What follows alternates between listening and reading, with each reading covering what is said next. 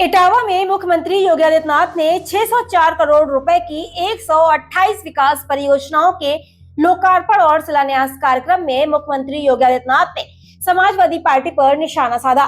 मुख्यमंत्री ने कहा कि पहले समाजवादी पार्टी कहती थी कि कांवड़ यात्रा नहीं होने देंगे और शिव भक्तों के निकलने से दंगा हो जाएगा। वहीं उन्होंने आरोप लगाया कि पहले शंख और मंदिरों की घंटियां तक नहीं बजने दी जाती थी। साथ ही मुख्यमंत्री ने ये भी कहा कि समाजवादी पार्टी को केसरिया रंग से जैसे जन्मजात परेशानी है।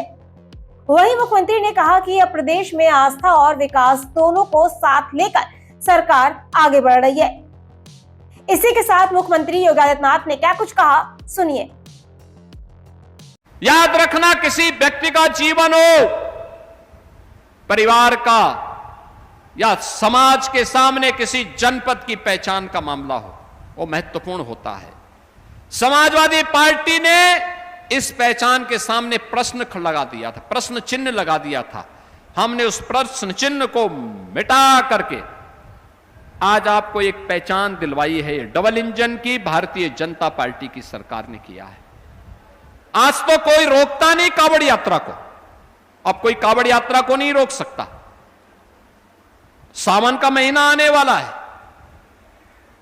29 जुलाई को गुरु पूर्णिमा है और उसके उपरांत सावन का महीना लग जाएगा।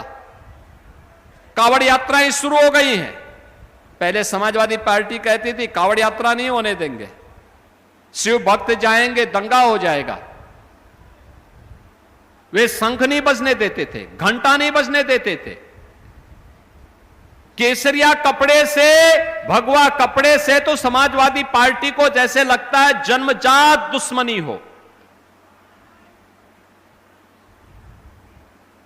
ये डबल इंजन की सरकार आई, हमने कहा धूम धड़ाके के साथ कांवड़ यात्रा निकलेगी, घबराओ मत, धूम धड़ाके से निकलेगी।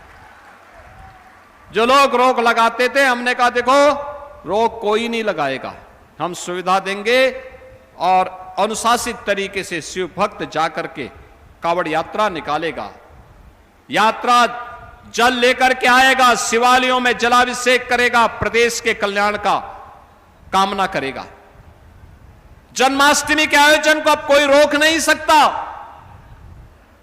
लीलाधर भगवान कृष्ण की जन्म भूमि हो मथुरा, उनकी लीला भूमि हो वृंदावन,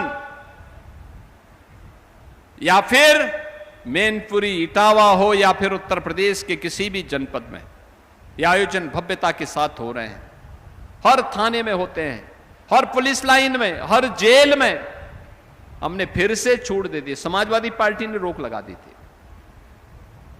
आज आप देखते होंगे पर्यटन और संस्कृति विभाग के द्वारा मंदिरों के सुंदरीकरण के कार्यक्रम को आगे बढ़ाया गया है। आज ये पैसा है, पहले ये पैसा कब्रिस्तान की बाउंड्री वाल के लिए चला जाता था। अब कब्रिस्तान की बाउंड्री नहीं, अब मंदिरों के सुंदरीकरण में पैसा खर्च हो रहा है। सोच सोच की फर्क है।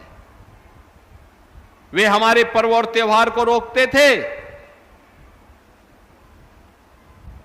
मंदिरों का पैसा कब्रिस्तान की बाउंड्री वाल में खर्च करते थे, विकास की योजनाओं का पैसा अपने परिवार के विकास में लगा देते थे और गरीब टकटकी निगाहों से देखता रहता था। छात्र की छात्रवृत्ति नहीं आती थी, नौजवान की नौकरी चली जाती थी, महिला स्वावलंबन के नाम पर सुरक्षा का संकट खड़ा कर देते थे।